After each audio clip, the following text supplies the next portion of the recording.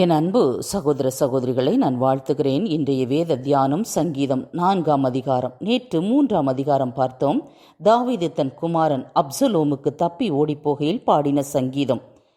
சத்துருக்கள் எவ்வளவாய் பெருகியிருக்கிறார்கள் என்று ஆரம்பித்தார். தனக்கு இரட்சிப்பு இல்லை என்று தன்னை குறித்து சத்துருக்கள் தூஷிப்பதை குறித்து பேசியிருந்தார். இன்று சங்கீதம் 4ஆம் அதிகாரத்தை தியானிக்கப் போகிறோம். வீட்டிலிருந்தே ஒரு நல்ல சந்தர்ப்பம் உங்களுக்கு சங்கீத தியானம் செய்து கொள்வதற்காக. 4ஆம் சங்கீதம் நெகினோத் என்னும் வாத்தியத்தில் வாசிக்க ராகத்தலைவனுக்கு ஒப்புவிக்கப்பட்ட தாவீதின் சங்கீதம். இந்த சங்கீதத்தில் 8 வசனங்கள் இருக்கிறது. இந்த சங்கீதத்தை எழுதியது தாவீது அவர்கள். இந்த சங்கீதம் தாவீதின் குமாரனாகிய அப்சலோம் அரண்மனையை விட்டும் தன்னுடைய பதவியை விட்டும் விரட்டி அடித்தபோது மக்னாயிம் காடுகளில் கிட்டத்தட்ட 1 வருடங்களுக்கு மேலாக அலைந்து திரிந்து கொண்டிருக்கும் பொழுது எழுதின சங்கீதம். நெகினோத் என்னும் வாத்தியத்தில் வாசிக்க ராகத்தலைவனுக்கு ஒப்புவிக்கப்பட்ட தாவீதின் சங்கீதம். தாவீது எழுதி நெகினோத் என்னும் வாத்தியத்தில் வாசிக்கும்படியாக ராகத்தலைவன் என்றால் மியூசிக் லீடர், கொயர் மாஸ்டர் என்று சொல்வோமே, அவருக்கு கொடுக்கப்பட்ட ஒரு சங்கீதம். நெகினோத் என்றால் 4 கம்பிகளை உடைய 4 நரம்புகளை உடைய ஒரு இசைக்கருவி. பிரியமானவர்களே, இந்த சங்கீதத்தை தாவீது எழுதும்போது ஒரு மாலை நேரமாக இருந்திருக்கணும். இல்லைன்னா அவர் படுக்கைக்கு போவதற்கு முன்பதாக இந்த சங்கீதத்தை எழுதியிருக்கணும். ஏன் என்று சொன்னால் 4வது வசனம் சொல்லுகிறது, உங்கள் படுக்கையிலே உங்கள் இருதயத்திலே பேசிக்கொண்டு அமர்ந்திருங்கள் என்று சொல்லப்படுகிறது. அது மட்டுமல்ல, சமாதானத்தோடே படுத்துக்கொண்டு நித்திரை செய்வேன் என்று 8வது வசனம் சொல்லுகிறது. கர்த்தாவே, நீர் ஒருவரே என்னை சுகமாய் தங்க பண்ணுகிறீர். அப்படி என்று சொன்னால் தாவீது இந்த சங்கீதத்தை இரவு படுக்கைக்கு போறதுக்கு முன்னாடி எழுதியிருக்கணும். 3வது சங்கீதம் காலையில் எழுதியிருக்க வேண்டும் என்று நான் நேற்று பேசியிருந்தேன். அதற்கு வசன ஆதாரம் நான் படுத்து நித்திரை செய்தேன். 5வது வசனம், சங்கீதம் 3:5. நான் படுத்து நித்திரை செய்தேன், விழித்து கொண்டேன், கர்த்தர் என்னை தாங்குகிறார். அப்படின்னா காலையில் எழுதியிருக்கிறார்.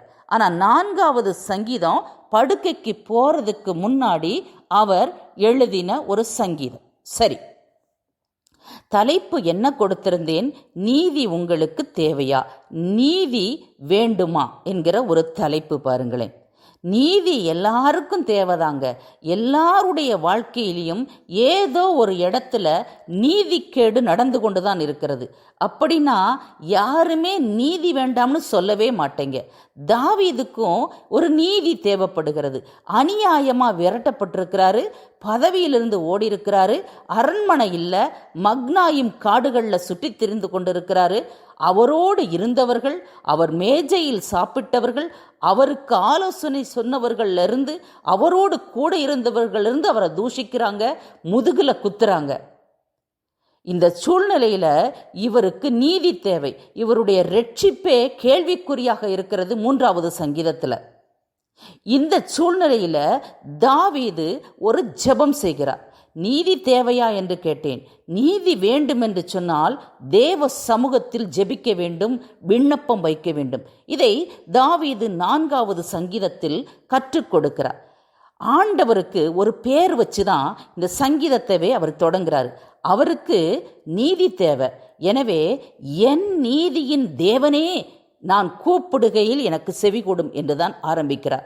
நான் நெருக்கத்தில் இருக்கிறேன்னு சொன்னவர், எனக்கு நீதி வேண்டும், என் நீதியின் தேவனே, நான் கூப்பிடுகையில் எனக்கு செவி கொடும் என்று தொடங்கினவர், அடுத்து இவருடைய ஸ்பெஷாலிட்டியே என்னன்னா, நம்பிக்கையின் வார்த்தை விசுவாசம்.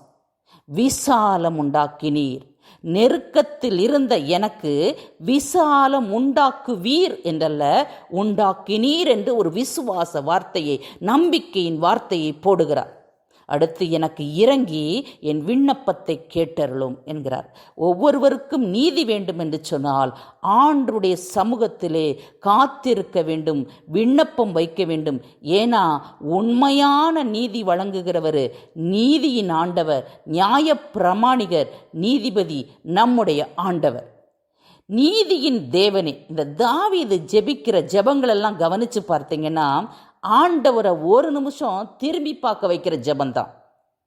அழகான பெயர்களை ஆண்டவருக்கு சூட்டுவார், நேரத்திற்கும் தேவைக்கும் ஏற்ற பெயர்களை சூட்டுவார். இப்பொழுது அவருக்கு தேவை நீதி, எனவே நீதியின் தேவனே என்று ஒரு பெயர் சூட்டுகிறார்.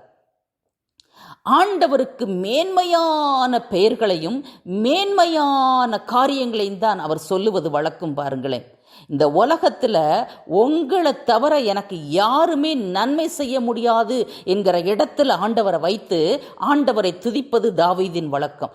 எனவே தான் சொன்னேன், எப்பொழுதும் தாவீது ஜெபிக்கும் பொழுது ஆண்டவர் ஒரு நிமிஷம் திரும்பி பார்க்குற ஜெபமாக தான் இருக்கும்.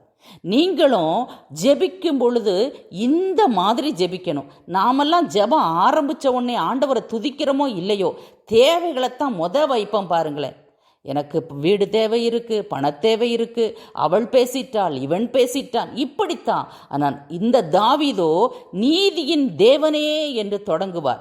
சில இடத்துல நீங்க கவனிச்சு பார்த்தீங்கன்னா மேன்மைப்படுத்தி தொடங்கிய தாவீது துதிப்பதிலையும் துதித்து தான் தொடங்குவார். முடிக்கும்போது விசுவாசத்தில் முடிப்பார், இல்லைன்னா துதியில் முடிப்பார். நாம் எத்தனை பேர் இப்படி ஒரு ஜெபத்தை செய்கிறோம்? அடுத்து பாருங்களேன், மனுபுத்திரர்கள் எனக்கு விரோதமாக பேசுகிறாங்க, என்னுடைய மேன்மையை மகிமையை அவமானப்படுத்தும் விதமாக வீணான பொய் குற்றச்சாட்டுக்களை சூட்டுறாங்க. உங்கள் வாழ்க்கையிலும் இப்படித்தாங்க, வீணான பொய் குற்றச்சாட்டுக்கள் உங்களுடைய மேன்மையை, உங்களுடைய நேமை ஸ்பாயில் பண்ணுற விதமாக பொய் குற்றச்சாட்டுகள் சில கேரக்டரையே உங்களை கேள்விக்குறியாக்கிடுவாங்க. பாருங்களேன், வீணான செய்யாத நியாயக்கேடான காரியங்களை பொய் குற்றச்சாட்டுகள், அந்த பொய் குற்றச்சாட்டுக்களை வைக்கிறார்கள். ஏற்கனவே 3வது சங்கீதத்தில் அவருடைய ரட்சிப்பை கேள்விக்குறியாக்குனாங்க. இங்கு அவர் சொல்றாரு, என்னை அவமானப்படுத்தும் விதமாக, என் மகிமையை அவமானப்படுத்தும் விதமாக வீணான பொய்களை சாட்டுறாங்க. அடுத்து, பக்தி உள்ளவனை கர்த்தர் தமக்காக தெரிந்து கொண்டார் என்று அறியுங்கள், நான் கர்த்தரை நோக்கி கூப்பிடுகையில் அவர் கேட்பார். நீங்க என்னதான் என்னை அவமானப்படுத்தும் விதமாக வீணான பொய் குற்றச்சாட்டுக்களை சாட்டினாலும், ரட்சிப்பு கர்த்தருடைய ரட்சிப்பு இவனுக்கு இல்லை என்று சொன்னாலும், நான் பக்தியுள்ளவன், எனவேதான் ஆண்டவர் என்னை தெரிந்து கொண்டிருக்கிறார், எனவே நான் கர்த்தரை நோக்கி கூப்பிடுகையில் அவர் கேட்பார் என்று 3வது வசனம். 4வது வசனம், நீங்க கோபம் கொண்டாலும் கோபம் கொள்ளுங்க, ஆனா பாவம் செய்யாதிருங்க.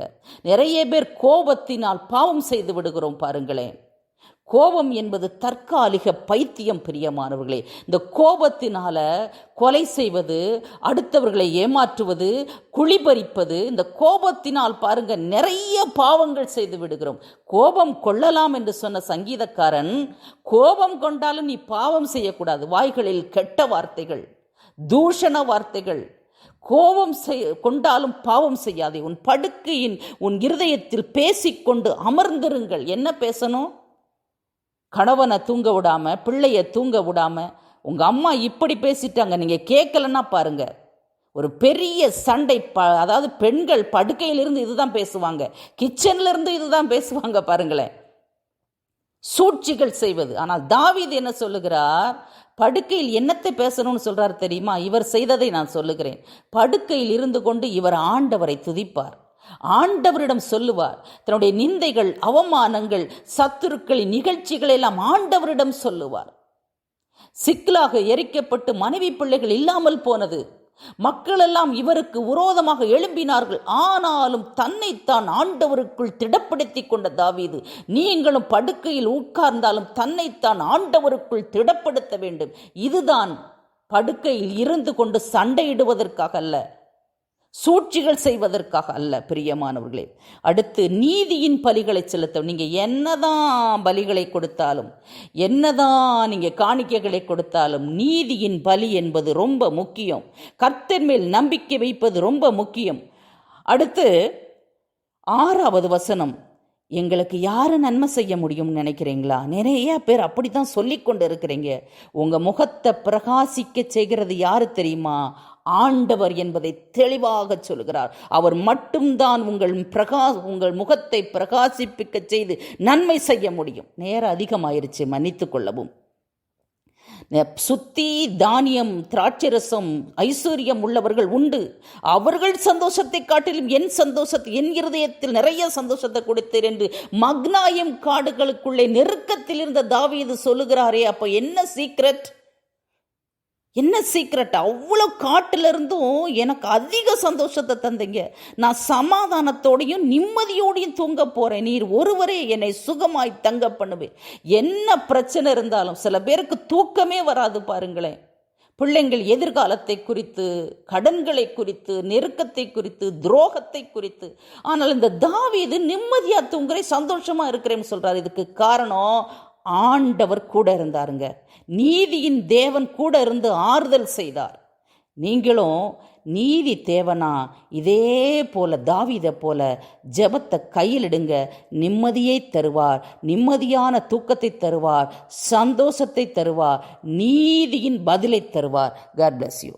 ஜெப தேவைகளுக்கு 7339029114. தினந்தோறும் சங்கீத தியானம் கேட்க விரும்பினாலும், சிப்பிக்குள் முத்து தேவ செய்தி கேட்க விரும்பினாலும் eagle swings prayer group page follow செய்து கொள்ளலாம். அல்லது eagle swings prayer group YouTube channel subscribe செய்து கொள்ளலாம். God bless you.